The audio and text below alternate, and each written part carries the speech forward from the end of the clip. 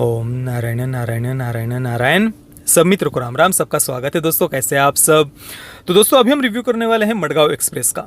वैसे तो ये फिल्म रिलीज़ होकर 2 हफ्ते हो चुके हैं। 22 मार्च को ये फिल्म थिएटर में रिलीज़ हुई थी और मैंने इसे देख भी पहले सप्ताह में ही लिया था, परंतु तुरंत में उसका रिव्यू नहीं कर पाया था देखने के बाद में। और उसके बाद में जब ये फिल्म पीछे छूट गई तो रिव्यू करना रह ही गया था।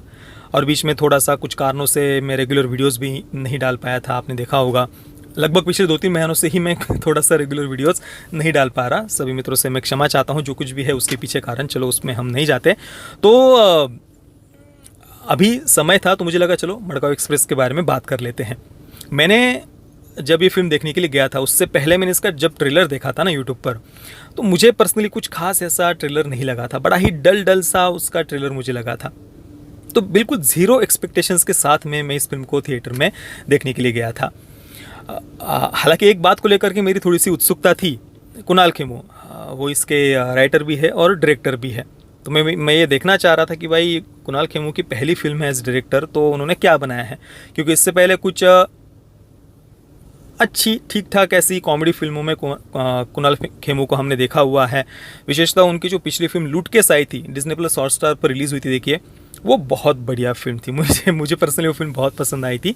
तो मैं ये देखना चाह रहा था कि चलो यार, कुणाल खेमू ने पहली बार फिल्म को डायरेक्ट किया है तो कैसी होगी ये फिल्म। अब थोड़ा सा फिल्म के बारे में बता देता हूँ। फिल्म 2 घंटे और 23 मिनट की है। कुणाल खेमू इसके राइटर और डायरेक्टर है। फिल्म में दिव्येंदु शर्मा, प्रतीक गांधी, अविनाश तिवारी, नोरा फतेही, उपेंद्र लिमे आदि फिल्म में मुख्य भूमिका में है।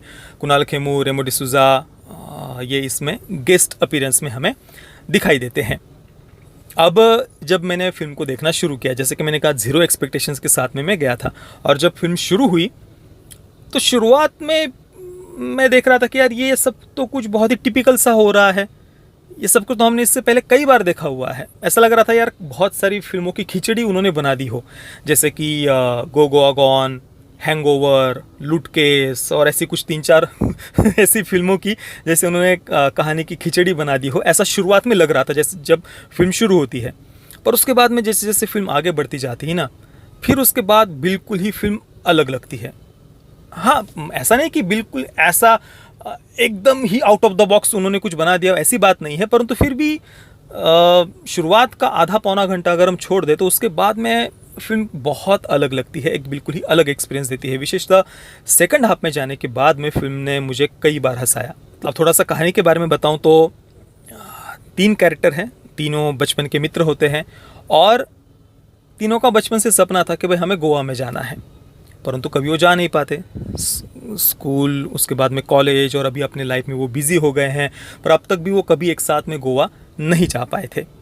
और अभी तो तीनों अपनी अपनी लाइफ में बिजी। और उनमें से जो डोडो का कैरेक्टर है दिव्येंदु शर्मा का, वो काफ़ी मतलब गरीबी में या उतने कुछ खास घर की परिस्थिति नहीं होती, परंतु दिखावा करना उसे बहुत पसंद है। सामने दिखाने के लिए सोशल मीडिया पर फोटोशॉप करके बड़े बड़े एक्टर्स वगैरह के साथ में वो अपने फ़ोटोज़ वगैरह डालता रहता है। मैं यहाँ घूमने गया था, वहाँ घूमने गया था।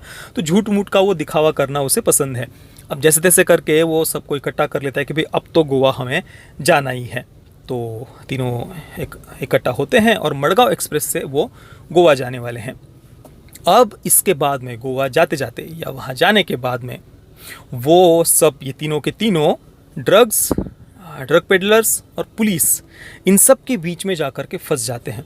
अब वो कैसे फंसते हैं, क्यों फंसते हैं, फंसने के बाद में क्या क्या होता है, क्या वो इस पूरे चक्कर से बाहर निकल पाते हैं या नहीं निकल पाते, और अगर निकल पाते हैं तो कैसे निकल पाते हैं, ये सब कुछ जानने के लिए आपको ये फिल्म देखनी पड़ेगी।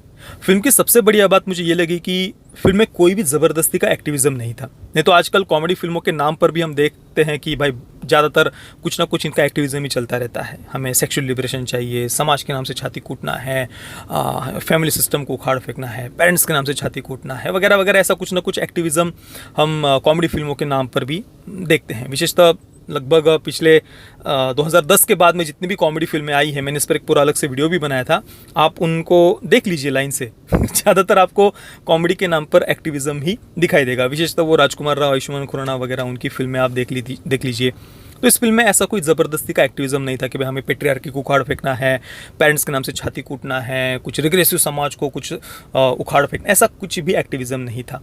3 दोस्त थे, वो गोवा जाना चाहते थे, तीनों अविवाहित है, और फिर जैसे जैसे जाते हैं वहाँ जाकर वो फंस जाते हैं ड्रग पेडलर्स, पुलिस वगैरह इनके बीच में, और वहाँ से फिर वो कैसे निकलते हैं। एक सिंपल सी फिल्म की कहानी है, और उसको बड़ा ही एक सिचुएशनल कॉमेडी हम कह सकते हैं। जो कुछ भी सिचुएशंस वहाँ पर क्रिएट होती वो बहुत ही फ़नी थी। कैरेक्टर्स काफ़ी बढ़िया थे, हर एक कैरेक्टर का अपना थोड़ा अलग अलग स्वभाव भी हमें देखने को मिलता है। उपेंद्र ली में उनका जो मेंडोजा भाई का कैरेक्टर है वो काफ़ी टिपिकल सा लगता है, जिस प्रकार के कैरेक्टर्स उपेंद्र ली में उन्होंने हाल ही के समय में प्ले किए हैं, परंतु फिर भी यहाँ पर फिल्म में मुझे वो कैरेक्टर पसंद आया। उसके बाद में जो कॉमेडी गैंग है, बहुत सारी महिलाएं उनकी वो एक गैंग दिखाई है, वो सीक्वेंस बहुत फनी थी। सीरियसली फिल्म के एंडिंग में जो गन शॉट सीक्वेंस पुलिस और कॉमेडी गैंग के बीच में हमें दिखाई देती है ना भाई, मतलब वो गजब की थी वो। बहुत फनी मज़ेदार थी वो पूरी की पूरी सीक्वेंस। कुल मिलाकर बिना किसी वोक एक्टिविज़म के, ज़बरदस्ती के छाती कूटने के एक कॉमेडी फिल्म काफ़ी लंबे समय के बाद मैंने देखी। हालांकि मैंने सोशल मीडिया पर पिछले 1-2 हफ्तों में मैंने कुछ तर्क ऐसे भी देखे इस फिल्म को लेकर के। मैंने तो रिव्यू किया नहीं था, बात की नहीं थी, पर मैं कमेंट्स वगैरह थोड़े बहुत पढ़ रहा था। तो कुछ सोशल मीडिया पर कुछ लोग ऐसा तर्क दे रहे थे कि भाई जब कुछ महिलाएं इस प्रकार से कुछ ट्रिप पर वगैरह जाती है तो ऐसी फिल्मों को तो वोक फिल्में कह दिया जाता है, वोक फेमिनिस्ट फिल्में कह दिया जाता है। तो इस फिल्म को ऐसा क्यों नहीं कहा जाता? मतलब बड़ा ही विचित्र और वाहियात तर्क मुझे ये लगा। भाई जो कुछ ऐसी सो कॉल्ड फेमिनिस्ट फिल्में हम देखते हैं ना, वहाँ पर उन फिल्मों का मुख्य उद्देश्य छाती कूटना होता है, समाज के नाम से, पेरेंट्स के नाम से, और सो कॉल्ड सेक्सुअल लिबरेशन के लिए हम जा रहे हैं। और अधिकतर फिल्मों में हम देखते हैं कि परिवार से, पति से, या अपनी जिम्मेदारियों से, कर्तव्यों से भागने के लिए फिर वो इस प्रकार से किसी सो कॉल्ड ट्रिप पर जाते हैं। तो ऑब्वियसली उसको वोक एक्टिविज़म या ज़बरदस्ती का छाती कूटना ही कहा जाएगा।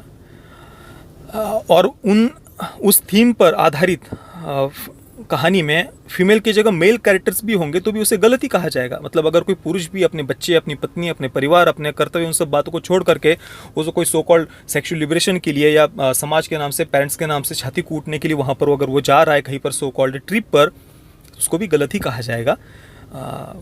तो मतलब आप देख लीजिए ना, अधिकतर फेमिनिस्ट फिल्मों में यही आपको थीम देखने को मिलेगी। 3-4 ऐसे महिला मित्र दिखाए जाएंगे, वो अपने पति से और कर्तव्यों से वगैरह दैनंदिन जीवन से बहुत ऊब चुके हैं, परेशान हो चुके हैं, और सो कॉल्ड फिर सेक्सुअल लिबरेशन के लिए वो कहीं पर जाना चाहते हैं। तो ऑब्वियसली ऐसे थीम पर अगर मेल कैरेक्टर्स भी दिखाए जाएंगे तो उसको भी गलत ही कहा जाएगा। बाकी अपनी कोई पर्सनल लाइफ में कोई कहाँ घूमने जा रहा है, किसको क्या मतलब है, किसी को कोई मतलब नहीं है। पर अगर आप किसी एक्टिविज़म के लिए या छाती कूटने के लिए, पेरेंट्स समाज, रिग्रेसिव समाज वगैरह, तो उनके नाम से अगर आप छाती कूट रहे हैं, सो कॉल्ड सेक्सुअल लिबरेशन वगैरह, तो स्वाभाविक सी बात है उसको गलत ही कहा जाएगा, चाहे वो पुरुष हो, स्त्री हो, कोई भी हो उस जगह पर। यहाँ पर ये तीनों के तीनों जो मित्र है वो तीनों ही अविवाहित है। तीनों कोई पत्नी, बच्चे वगैरह उनकी जिम्मेदारी छोड़ करके भाग नहीं रहे। और ऊपर से फिल्म का जो मेन फोकस था वो ये तीनों गोवा पहुँचने के बाद में police, drug peddlers, drug mafia वगैरह इनके बीच में कैसे फंसते हैं, इस पर फिल्म का मुख्यतः फोकस था। कोई समाज को, रीति रिवाजों को, परंपराओं को, पेरेंट्स को, फैमिली सिस्टम को, सो कॉल्ड पितृसत्तात्मक समाज को, इसको उखाड़ फेंकना है, ये कोई यहाँ पर फिल्म का उद्देश्य नहीं था। हालांकि एक बात थोड़ी सी विचित्र फील होती है कि भाई ये तीनों काफ़ी ज़्यादा आयु इनकी लगती है। मतलब स्कूल हो गया, चलो कॉलेज लाइफ भी चली गई, अभी तीनों के तीनों बिजी है, तो इतने लंबे समय तक तीनों का विवाह नहीं हुआ, वो थोड़ा सा विचित्र फील होता है। आयु थोड़ी सी तीनों कैरेक्टर्स की ज़्यादा लगती है। बाकी तो ठीक थी कहानी, मतलब एक बिना कुछ ज़्यादा सोचे समझे, कोई ज़बरदस्ती का एक्टिविज़म नहीं, बस अगर आप हंसना चाहते हैं तो बिल्कुल आप इस फिल्म को देख सकते हैं। अभी तो थिएटर से निकल भी गई है, बाद में जब कभी भी OTT पर वगैरह आएगी तब अगर आप देखना चाहें तो बिल्कुल इसे देख सकते हैं। विशेष से सेकंड हाफ में फिल्म हमें सीरियसली बहुत हंसाती है। बाकी नोरा फतेही का कैरेक्टर वो बस ग्लैमर के लिए ही था फिल्म में, उसकी जगह और कोई भी कैरेक्टर होता तो कोई ज़्यादा ऐसा फ़र्क पड़ता ऐसा मुझे लगता नहीं है। बाकी दिव्येंदु शर्मा, प्रतीक गांधी, अविनाश तिवारी, इनके परफॉर्मेंसेस बढ़िया थे। विशेष दिव्येंदु शर्मा का कैरेक्टर काफ़ी बढ़िया था। प्रतीक गांधी का भी कैरेक्टर जब उसे नशे में दिखाया जाता है तो उसके बाद में वो जिस प्रकार से बिल्कुल अपनी मूल पर्सनैलिटी से, व्यक्तिमत्व से बिल्कुल ही एक अलग हो जाता है, एकदम स्ट्रिक्ट जिस प्रकार से वो हो जाता है ना, तो वो काफ़ी फ़नी ट्रांसफॉर्मेशन उसका लगता है। बाकी उपेंद्र लिमे, उनके बारे में तो मैंने आपको बताया ही, उनका कैरेक्टर काफ़ी बढ़िया था। कॉमेडी गैंग की जो लीडर उन्होंने दिखाई है वो पात्र भी मुझे पसंद आया। ओवरऑल एक हल्की फुल्की कॉमेडी फिल्म की दृष्टि से फिल्म बिल्कुल मुझे पसंद आई। मैं मडगांव एक्सप्रेस को दूंगा 7/10 स्टार्स। पेरेंटल गाइडेंस की बात करें तो फिल्म को यूएस सर्टिफिकेट के साथ थिएटर में रिलीज़ किया गया है।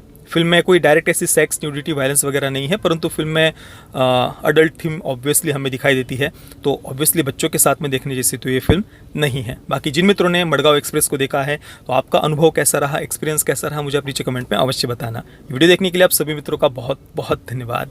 जय श्री राम, वंदे मातरम।